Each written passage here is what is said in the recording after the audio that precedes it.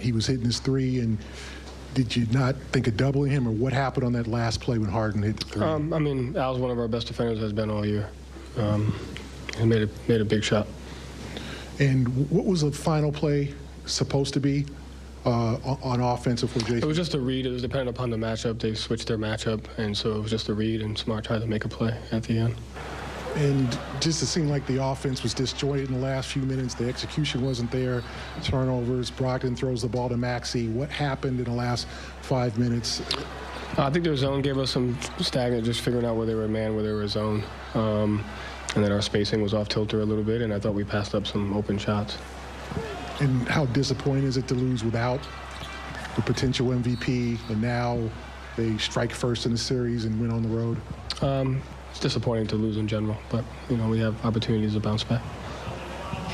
Joe, they kind of did everything pretty much you said that they would be able to do, playing smaller, more aggressive, quicker. What is it about just, I guess, the level at this point of the playoffs that you can expect what's coming and still not be able to beat it? I mean, I thought they executed pretty well. We were up 4 with, I forgot how much time was left in. So anytime it comes down to just the last few possessions of execution. So I thought we did a good job throughout the game executing our game plan. And then when they were blitzing at the end, do you feel like you guys had the idea of how to space to be able to get out of it easily and make sure? Yes. Joe, you guys were shooting like 90-something% in the last minute of the first quarter even.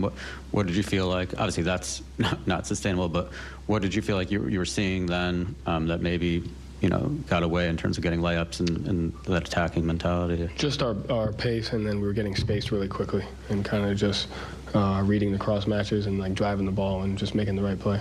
And Jalen was a big part of that first quarter. I think he only had 2 shots over the final 3 quarters. Is that just something they were doing to take him out, or things you guys need to do to free him up? I got to be better than that. What can you do in that situation? Just certain play callings, get our spacing right. You know, that's an area I'll definitely get better at. Joe, one of the things that kind of kept the game close early on when you guys were trying to pull ahead was D'Anthony Melton, Tyrese Maxey. What led to the other guys from Philly getting going? Yeah, I mean, that's the catch. That's what you do on Harden is you want to try to throw an extra guy at him, or I called one in the first half and gave an open 3 to Niang, and then we did it at the end of the quarter and gave an open 3 to Harris. And so their spacing was really good, and when they play small, they have shooters, and it puts you in a bind. Are you going to be shifted off of them? And in the first half, we were shifted a little bit more and gave some catch and shoot shots to their role guys that credit to them, they knocked down. Are those shots that you were willing to just live with? Or? I mean, it's hard because then we didn't double at the end, and Harden hit one. So, hindsight is always 20/20. But I thought we adjusted well, and I thought they made plays, and we didn't. Joe, by the numbers defensively, that was your guys' second worst defensive performance, efficiency-wise, of the year. They made shots there, but what, in terms of adjustments or what can you guys do there to kind of take those shots away, whether it's from Harden or their supporting cast? Yeah, I think, what would they get? I have to go back and watch, but I think some of the tendency stuff, I think Maxey got 8 points on his right hand in the third quarter.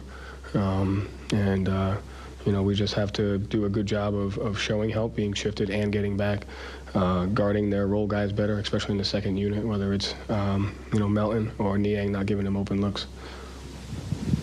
Generally speaking, how do you feel you reacted to not having Embiid in there on the offensive side of things? You outscored them heavily in the paint. So what was the difference there in terms of execution?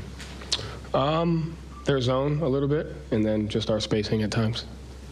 And just what did you see from Harden overall, and was that type of performance kind of expected given Embiid out of the lineup and having to step up? Yeah, he played well, made shots. Joe, the turnovers, it seemed like a lot of self-induced turnovers.